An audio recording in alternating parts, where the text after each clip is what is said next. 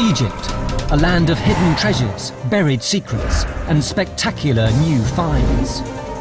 These ancient rock carvings may be the key to understanding how this nation was born.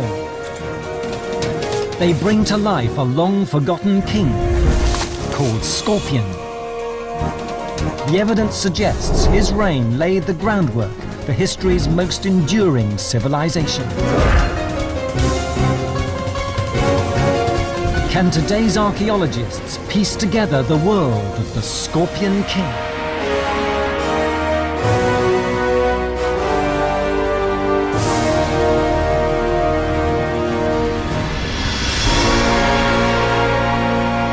The glories of ancient Egypt, from its magnificent temples to its breathtaking burial chambers.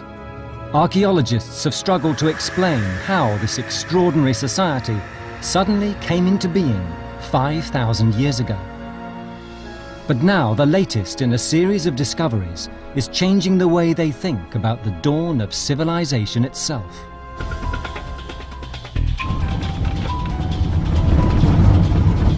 Jebel Chauti in southern Egypt, 10 miles to the west of the River Nile. Archaeologist John Darnell has been exploring this region for years. While tracing an early trade route through the arid landscape, he made a discovery that's shedding new light on one of Egypt's most intriguing rulers. At this site is this natural rock shelf with some very nicely faceted bits of limestone that invite carving. The ancient Egyptians couldn't resist, and they very seldom did, fortunately, and this site is covered with inscriptions. We actually discovered the site very late in the day, so the light was beginning to fade. In the confusion of ancient graffiti, one section leapt out at Darnell and his team. On this very nice, high piece of rock were some very odd images that were clearly something very interesting, but we had no idea at the time what it would actually turn out to be. Darnell began to unravel the tangle of scratched lines. He saw a procession of figures, humans and animals. The drawing was old, even by Egyptian standards. Its style dated it to 200 years before the pharaohs. Yet it also bore a symbol with which the pharaohs were linked: the image of the falcon god Horus. This was the emblem of a king. The falcon comes to be the earliest designation of Egyptian kingship. There are a number of rulers who are known from a label of a falcon with some other symbol. So Darnell was now looking for that second symbol to give him the name of a king. He found it directly below the falcon. It was one of the most distinctive creatures of the desert, the scorpion. If this is indeed a tableau of a ruler who went by the specific royal designation of Horus Scorpion, then this is a monument of a king scorpion.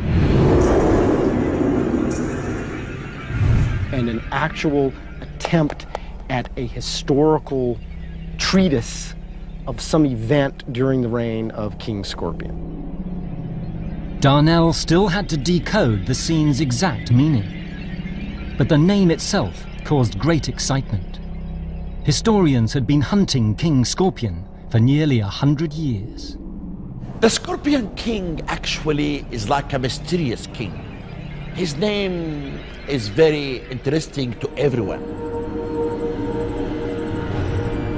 The first sign he even existed was found 60 miles away from Jebel Chauti, at the ancient city of Hierakonpolis. In 1898, British archaeologist James Quibell unearthed a number of stone fragments covered in carvings.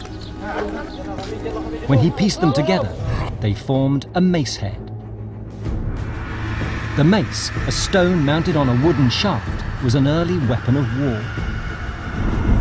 This outsized version was clearly meant for ceremonial use. Among the decorations on its surface, Quibell found the unmistakable image of a scorpion. As he studied the scene in more detail, he realized the central figure looked like a pharaoh. His headdress was a crown of the type worn by kings throughout Egypt's history. Other pieces of royal regalia are plain to see. He's wearing the royal kilt. He's also got a bull's tail that hangs down beside. These things are only worn by kings. So, who is he? Quibel turned to two symbols next to his head, the scorpion and a rosette. Together, they gave him a name. We have other objects that have this little rosette followed by what is clearly a name, so we're reasonably sure that this mace head does in fact show us a king named Scorpion. From the style of the carving, Quibel realized the mace head must date to early on in Egyptian history. The name alone seems to link him to the first pharaohs. If you look at the kings of the first dynasty, you have King Fighter, King Fortress, King Cobra, King Slayer of Hearts. And so there's a kind of military or aggressive theme in these names. And I think that's because these kings were first and foremost defenders of their countries and also war leaders. And so King Scorpion with the deadly sting is a perfectly sensible name in that kind of atmosphere. But Quibel and his colleagues were baffled. The Egyptians left detailed lists of successive dynasties of pharaohs. They were literally set in stone. None bore the name of Scorpion. But then, just yards from where he'd found the mace head, Quibel made a second discovery. It helped locate King Scorpion's place in history. This is the amazing object we call the Narmer palette, which has been called the first historical document in the world. The palette is a ceremonial version of a flat stone used to mix pigments and cosmetics. Decorated on both sides, the intricate carving again reveals the image of a king. Two hieroglyphs feature on both sides, a catfish and a chisel. They spell out a name, Narmer. The style of the carving is similar to the mace head depicting the Scorpion King. The figures even wear the same royal headdress. But there is a key difference. There's a second crown worn only by Narmer. It reveals he ruled a far greater territory. Scholars of Quibel's time knew that ancient Egyptians saw their land as having two distinct halves. There was Upper Egypt, which was the narrow Nile Valley in the south of the country, and Lower Egypt, which was the broad expanse of the delta in the north. And so when a single ruler came to dominate the entire country, the symbolism of his rule echoed those two halves of the country. Typical portrayals of a pharaoh show him wearing both the tall crown of Upper Egypt and the very different crown of Lower Egypt. Scorpion seems to reign over the south, but Narmer rules north and south. This is the earliest image ever found showing a king ruling over both halves of Egypt. Experts concluded that the scenes record the moment Egypt was unified and Narmer, in victory, became its first pharaoh. The parallels with the mace head suggested the Scorpion King came from the same era. Because the way that Narmer is depicted on that palette is so similar to the way that the Scorpion King is shown on the mace head, we can deduce that the Scorpion King must have been a contemporary or even earlier than Narmer, and so a king before the first dynasty. Scorpion displayed many characteristics of a full pharaoh, but he came from an earlier age. Archaeologists had just opened a door on a whole new chapter of Egyptian history. At the time, it was widely assumed that Egyptian civilization sprang up suddenly in around 3000 BC with the arrival of the first pharaohs. Many people had thought it had to be an invasion of a superior race.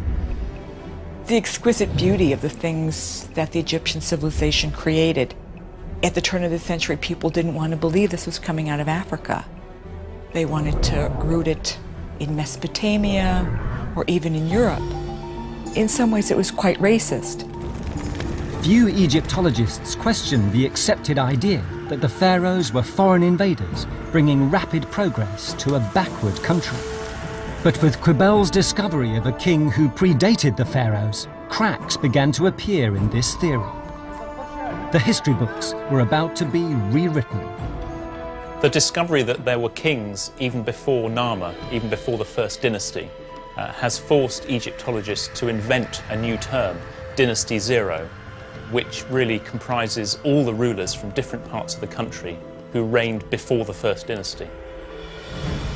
James Quibel and his colleagues had revealed both a previously unknown era and the existence of a man whose name has intrigued experts ever since. Now, a century later, archaeologists are piecing together the life and remarkable achievements of the Scorpion King.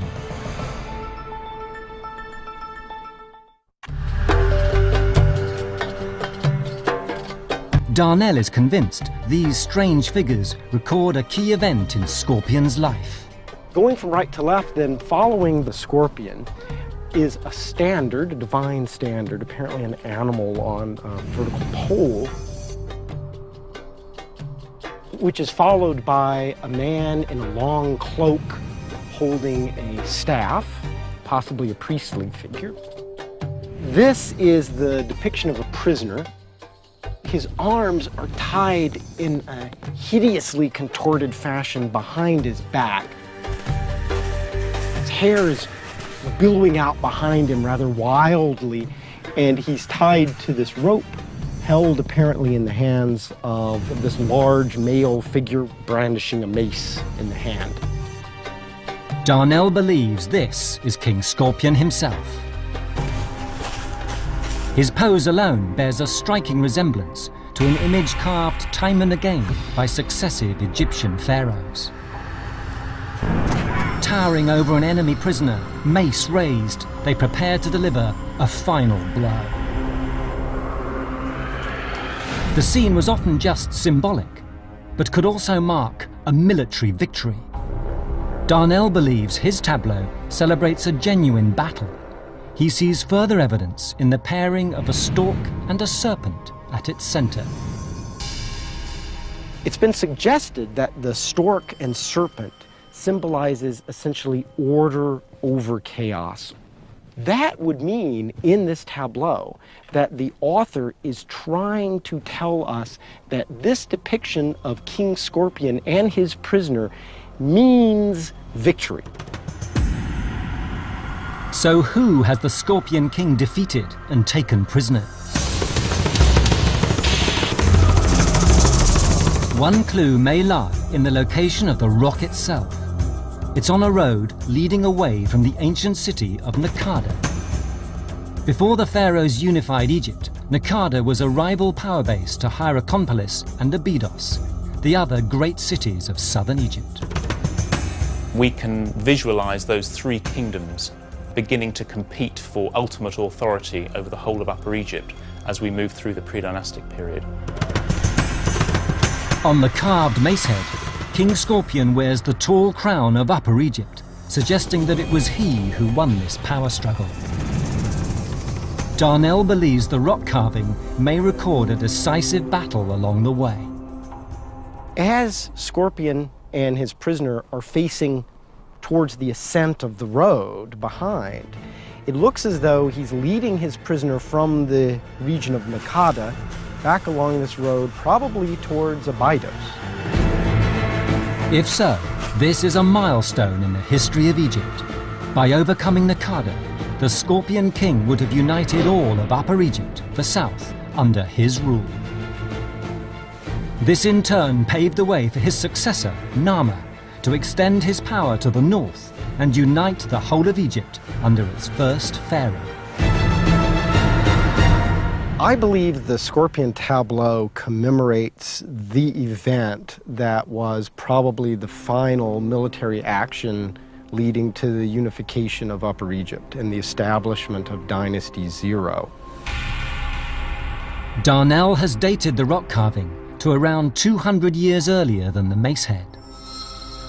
He believes this is a sign of just how important a figure King Scorpion was to Egypt's early rulers.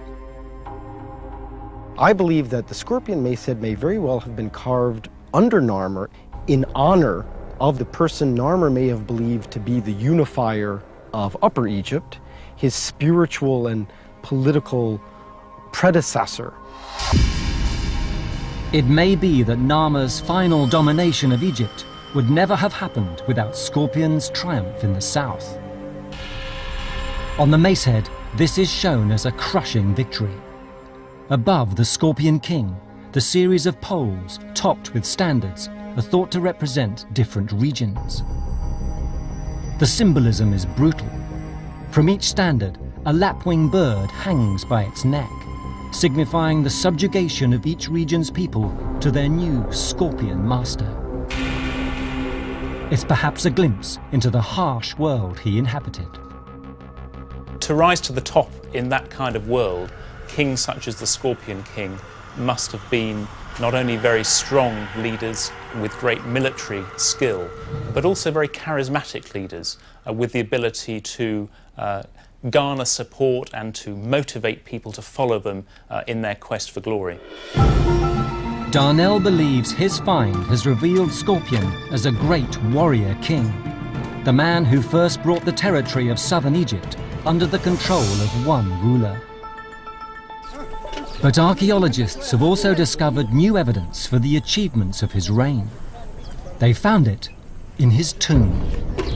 The ancient city of Abydos lies just to the west of the Nile. This is where Darnell believes King Scorpion took his bound prisoner.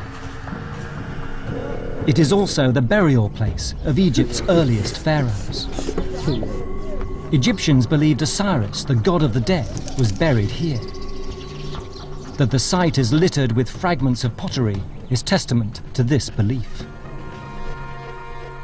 For centuries, pilgrims came here to worship Osiris, and they left their offering, pottery mainly. One may roughly estimate there are about fragments of 10 million pots here, but it's hard to count them. Günther Dreyer was excavating the tombs of early pharaohs when he realized he'd come upon something much older and even more spectacular. We revealed the first brick walls and couldn't believe it. There was one big chamber, and another chamber, and another chamber, and another chamber.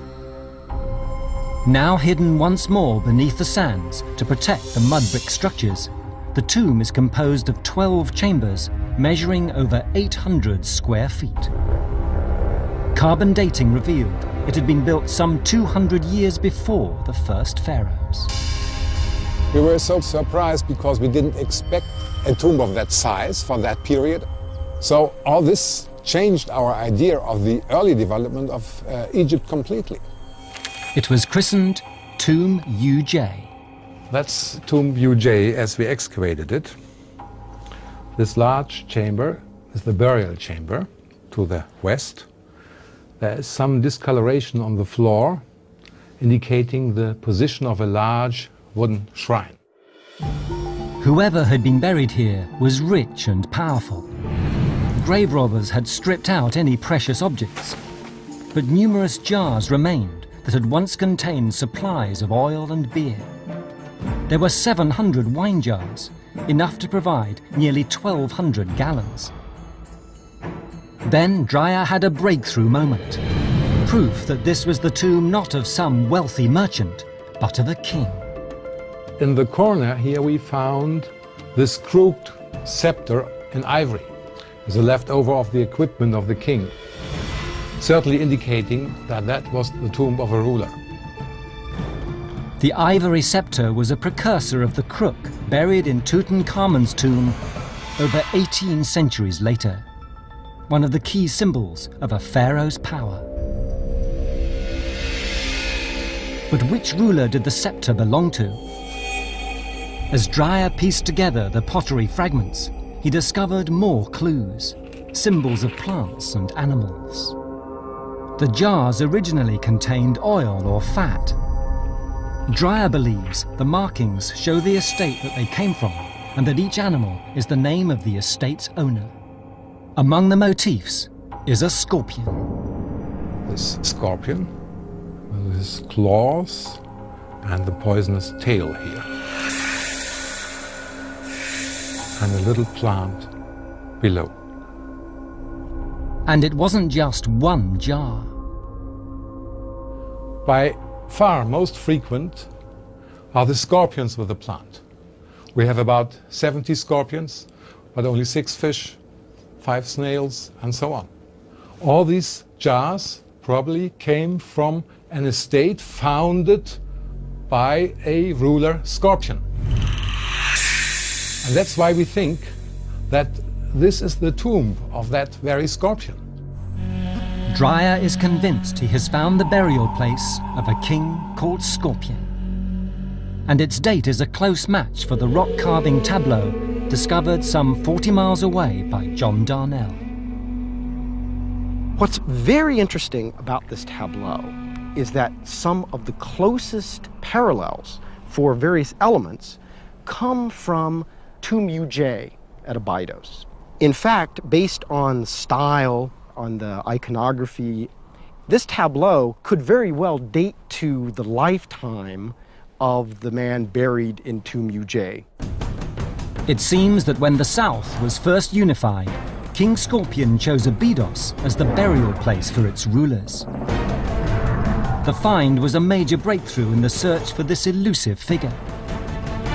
But as Dreyer analysed the tomb and its contents further, he found extraordinary new evidence that Scorpion may have played an even more vital role in the very birth of Egyptian civilization.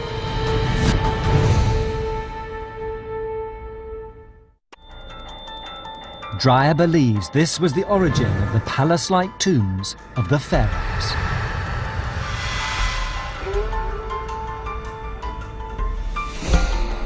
The exterior of Scorpion's tomb may also have contained the idea behind one of the pharaoh's most iconic inventions, the pyramid. All these chambers had been roofed with wooden beams, a layer of matting on top, then some mud bricks, plaster, and most likely above there was this heap of sand and rubble forming an artificial mound. Dreyer's excavations at Abydos have revealed that this mound developed over time into a stone superstructure known as a mastaba. This became the standard royal tomb until around 600 years after King Scorpion. Pharaoh Djoser was the first to stack smaller and smaller mastabas on top of each other. The result was the Step Pyramid and the massive structures we know today. Dr. Zahi Hawass, Egypt's chief archaeologist, has been studying the pyramids for years. With the discovery of King Scorpion's tomb, he now believes these iconic monuments owe a major debt to the ideas that first took shape in pre-dynastic Egypt. Without this period, we'll not see the great monuments of pyramids and tombs in the Valley of the Kings. And this is why I really think that pre-dynastic period built Egypt. And now there is growing evidence linking the Scorpion King to the birth of one of the hallmarks of civilization, writing. Scattered inside King Scorpion's tomb, Gunther Dreyer found about 180 small ivory tags. Each one was inscribed with mysterious images. Some obviously animals, others less clear. The implications are staggering. When we found the first of these little tags in the sand filling of the chambers, we couldn't believe it. Because at the first glance, they resemble later hieroglyphs, but we knew writing only from a much later period, 200 years later. Could it be possible, was our question, that they knew writing already? Hieroglyphs use both meaning and sound signs, which combine to form words. The pharaohs used hieroglyphs as the language of their kingdom for thousands of years. But no one had ever found any sign of hieroglyphs predating the pharaohs. It had always been thought that the idea of writing first arose not in North Africa, but in the Middle East, in ancient Mesopotamia. Here, by the time of the first pharaohs, a system of accounting, now called cuneiform, had already developed into writing. In Tomb Uj, which predates the pharaohs, each of the tags had a hole in it, suggesting it had once been attached either to the wooden boxes whose remains were found nearby, or to other containers. What could be the use of such labels? Just decoration? Not very likely. They had been fixed with these holes to something, and it was most likely that they transferred some information. So we started to understand them and to read them.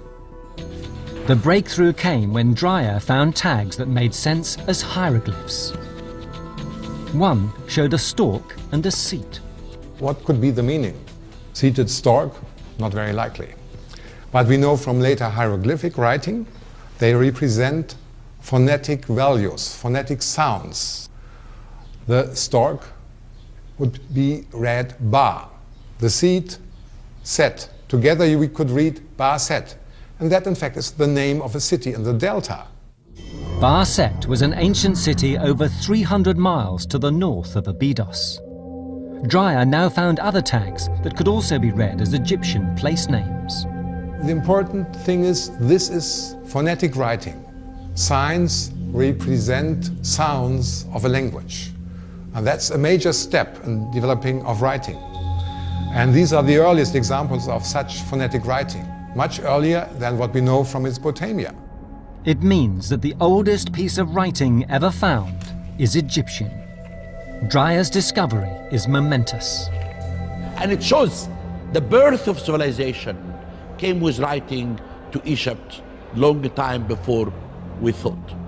That was the beginning of writing. Dreyer believes the tags were inscribed with the names of the cities and estates that sent their goods as taxes to the king. The decoding of these symbols has opened an incredible new window on the past. We don't know about events or persons, rulers, without writing. And what we learn from Tomb Uj, the scorpion, King Scorpion's tomb, we regained 250 years of history of mankind. The tags also reveal that the Scorpion King's influence reached far beyond his own territory in the south. As well as the hieroglyph for Ba Set, Dreyer found the name of a second city in the north, Buteau. Built on what was once the Mediterranean coast, recent excavations are confirming that this was a thriving trade hub with access to markets in the east. And it may have been vital to King Scorpion's interests. Many of the wine jars in his tomb came from outside Egypt, 500 miles from Abydos, in ancient Palestine. No, he had trade relations to the Near East, to Palestine. And he must have been able to safeguard this trade route. So his influence must have been considerable. So it seems the Scorpion King oversaw a critical period of Egyptian history. Not only was trade bringing north and south closer together, but the seeds were being sown for the glories that followed. In Dynasty Zero, all the fundamental building blocks of ancient Egyptian civilization were first put in place. Notions of kingship, of authority, of control of the economy, of religion and art and architecture. It's in Dynasty Zero that these fundamentals are really put in place for the first time. But now new evidence is suggesting that King Scorpion may have inherited a world far more sophisticated than was previously thought. Ancient Egypt. Traditionally, scholars thought this sophisticated society had arisen so suddenly, the pharaohs must have come from somewhere else. Egyptologists looking at the great achievements of the pharaohs couldn't bring themselves to believe that Egyptian civilization had been created by North Africans, by the Egyptians themselves. They thought it must have been brought to Egypt from a more enlightened land as they saw it to the east, perhaps modern Mesopotamia. Recent discoveries relating to the Scorpion King are showing just how wrong the early scholars were. A scene carved on a desert rock face suggests he played a key role in uniting the cities of Egypt 200 years before the first pharaoh. And the discovery of his tomb revealed evidence that some of the greatest achievements of Egyptian culture, the birth of writing and the invention of the pyramid, may have had their roots in his reign. The Scorpion King's existence was first discovered a century ago at the ancient city of Hierakonpolis in southern Egypt. Fresh excavations here are giving a remarkable new insight into his world. It appears to have been far more advanced than experts ever thought. The team of archaeologists is led by Dr. Renee Friedman. She's found proof that there was already a mighty city here centuries before the Scorpion King. We know that it spread for at least 3 kilometers along the edge of what is now the low desert. But Friedman has discovered an artifact that proves this god was being worshipped here hundreds of years before. And this is the earliest datable statue of Horus, of a falcon, that we know of from pre-dynastic Egypt. It's really, really great to find one here.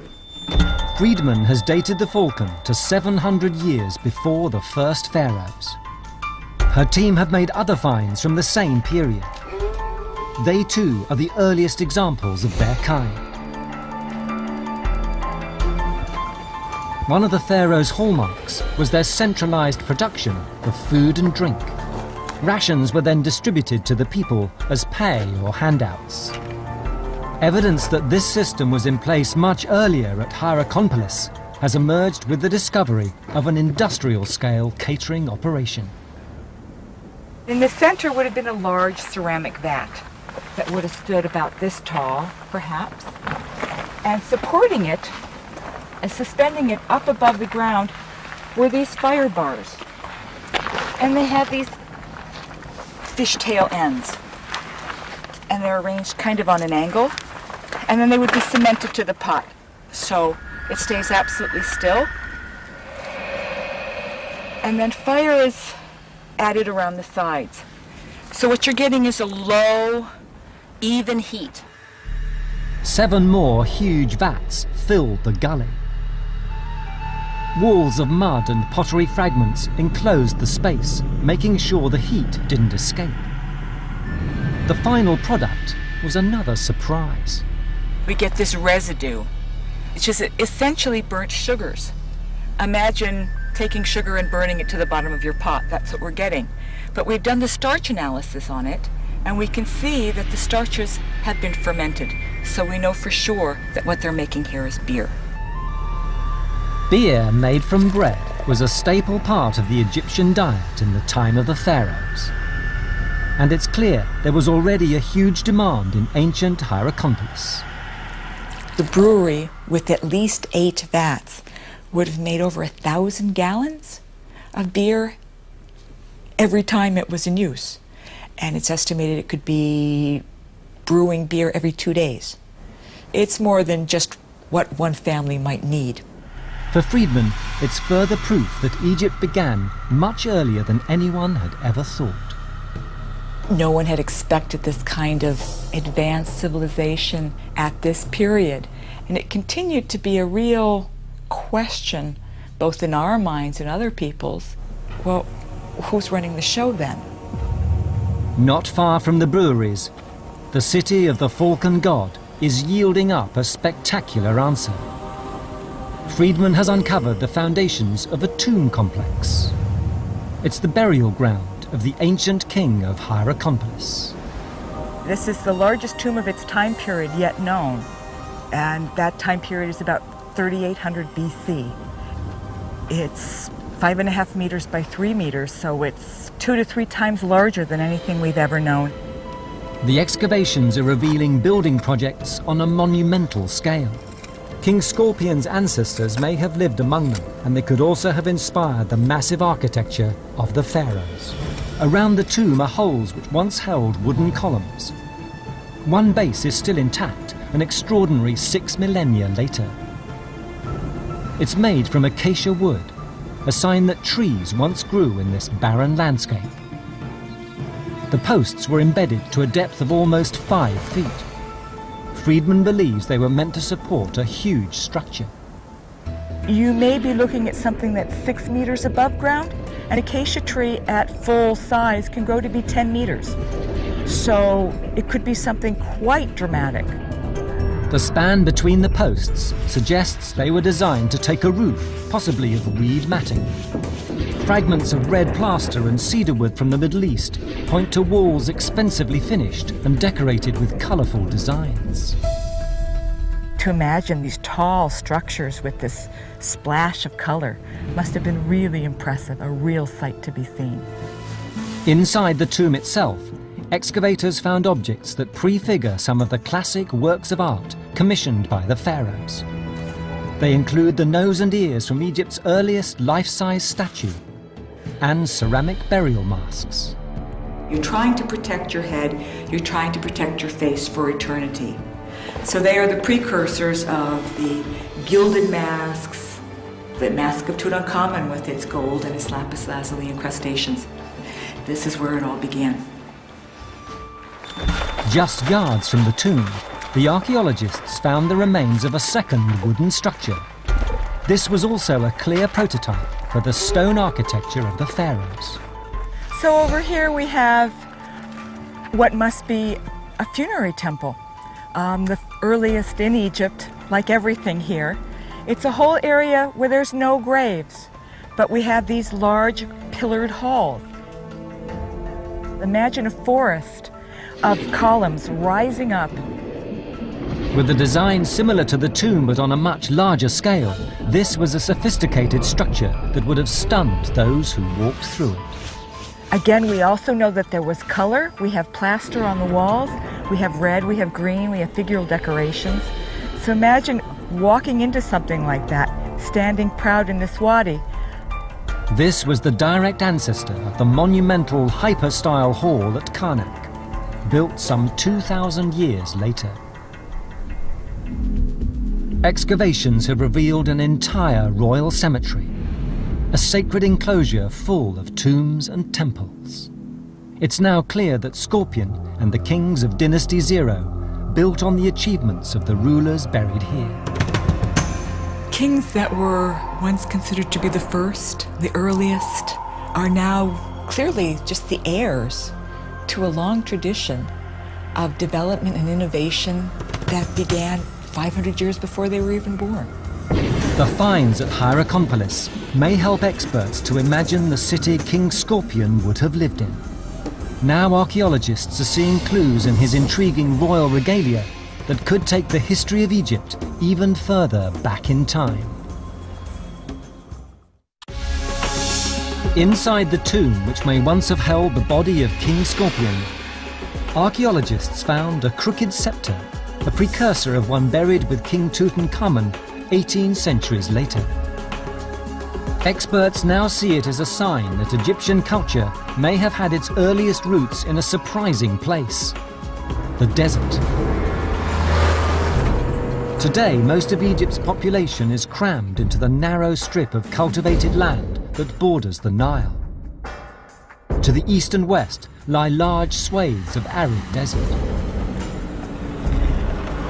In one of its least explored areas, the Eastern Sahara, Rudolf Cooper has been collecting evidence of human activity. He believes that rock art here predates the pharaohs by thousands of years, and the carvings depict the impossible: elephants in the middle of the desert. You see the tail, you see the legs, you see the tusks here, and then the long, long trunk ending here. I think a picture of an elephant here in the desert seems to be like a miracle. The explanation: climate change. Around 10,000 BC, monsoon rains transformed the Sahara from a desert into a fertile land, home to elephants, ostriches, and many other animals that have long since vanished from the region. The plants came, the animals followed, and finally man followed the animals. These people were hunters, gatherers, and fishers. Rock art also seems to show that later, around 3,000 years before the pharaohs, the hunters of the Sahara turned into herdsmen of cattle, sheep and goats. Cooper has found traces of these nomads scattered across the vast desert. But despite centuries of excavation, there's hardly any evidence of human beings living at this time in the Nile Valley. The reason might be that the environment in the Nile Valley was too moist, and that there were a lot of illnesses and so on, that people didn't like to live there. But then the rains dried up once more. The savanna began changing back into desert. The nomads began moving out. 1,000 years before the pharaohs, and they had mostly gone, spanning out in all directions through Africa. At the same time, settlements are found springing up in the Nile Valley, now no longer too damp and unhealthy. This period of climate change and migration could explain why Egyptian civilization arose when it did. We might call the desiccation of the Sahara a motor of Africa's history. It seems those who headed east to the Nile Valley took their desert culture with them. They brought with them not only their economy and their way of living, they also brought with them their beliefs, their ideologies. And maybe some of this can be traced back even in the religion of ancient Egypt. The nomadic herdsmen of the desert, so close to their animals, were perhaps the origin of some of the most important symbols of the pharaoh's power. The classic pharaonic regalia of the crook and the goad, two items used in animal husbandry, take us back to those prehistoric origins of ancient Egyptian rulers as cattle herders. Before the pharaohs, the Scorpion King was also buried with a crook, carved in ivory. And this wasn't the only herder's emblem he passed on to his successors. From the Scorpion King and the Narmer palette onwards, one of the key items of royal regalia worn in the pharaoh's waistband was a bull's tail, a symbol of virility and of animal power. And again, it casts us back to that prehistoric period of cattle herding. 2,400 years ago, the Greek historian Herodotus described Egypt as the gift of the Nile. Cooper believes that's just half the story. If we include the results from the desert, one might perhaps say Egypt is also, not completely, but also a gift of the desert.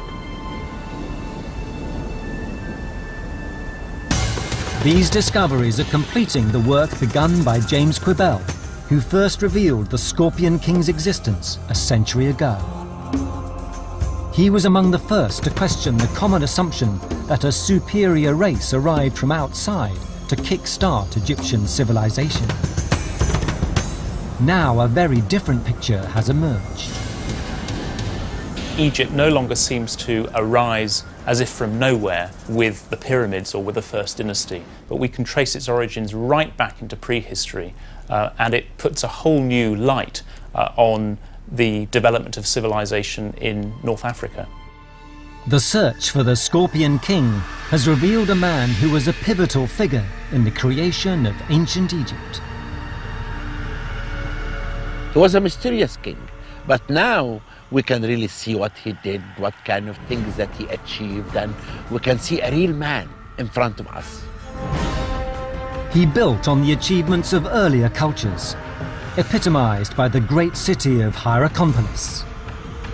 He helped unify Egypt through trade and battle. The events that Scorpion's union of Upper Egypt sets in motion really set the stage for much of what we think of as the main elements of pharaonic civilization. He organized his kingdom with the world's earliest phonetic writing system. He began a new style of burial that may have inspired the complex tombs and pyramids of the pharaohs.